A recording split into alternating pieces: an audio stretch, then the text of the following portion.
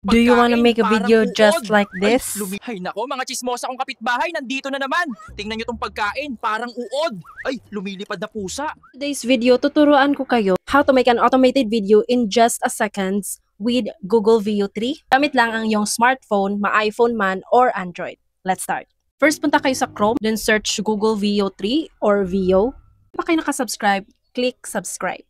By the way, screenshots frame by frame lang yung papakita ko sa inyo guys para mag-guide ko kayo ng maayos. Anyways, meron pala silang pa-free plan or zero plan for the first month. And then after nyan is paid na siya. So may 1,000 credits na siya.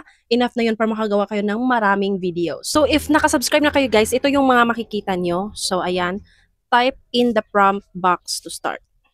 So, i-click nyo lang to guys and then put your prompt. If hindi nyo pa alam kung paano gumawa ng prompt, so just follow these 3 steps. So, number 1, start with your goal. Dapat alam mo kung ano ang gustong video mong gagawin. Step 2, dapat ilagay mo yung mga important details sa prompt mo para alam ni AI kung ano ang gagawin niya. Like this, for example, it's about a Pinoy vlogger exploring life on Mars. Funny, relatable, and futuristic.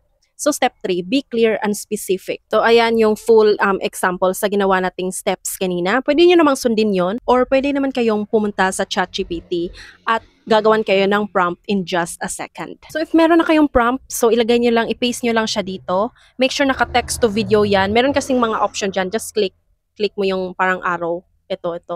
Click mo lang yan and then may mga option dyan. Then, click mo rin itong parang may 3 guhit dyan. Click that. And then may makita kayong mga options na ganito. So, dapat make sure to click that kasi automatic kasi siyang Veo 2. So, ipapakita ko sa inyo kung anong difference between Veo 2 and Veo 3.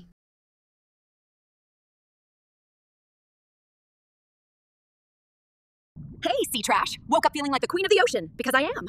Today's agenda? Stealing. Yun, as you can see, the difference between Veo 2 and Veo 3. So, ang Veo 2 is walang audio. Pero ang Veo 3 is meron. Veo 3 fast text to video and Veo 3 quality is magkaiba din.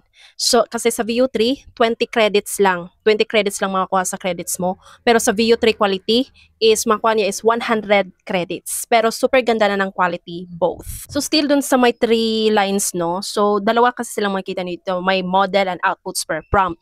So, clinic yung outputs per prompt. So, mamili kayo from 1 to 4 kung ilang videos yung ipapagawa nyo dito sa Veo 3. Check your credits, guys. Just click your profile dito sa Veo Flow.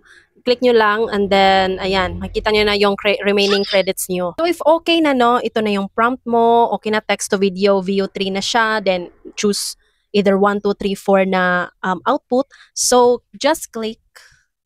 I-click nyo tong arrow ito, sa baba. Yan. Click nyo na yan. And then, mag-generate na siya ng ganito. Yan na siya, guys. So, ito na yan. So, ganyan lang siya ka-easy, guys. Very, very easy lang talaga siya. And that's how you make a video with Google Veo 3.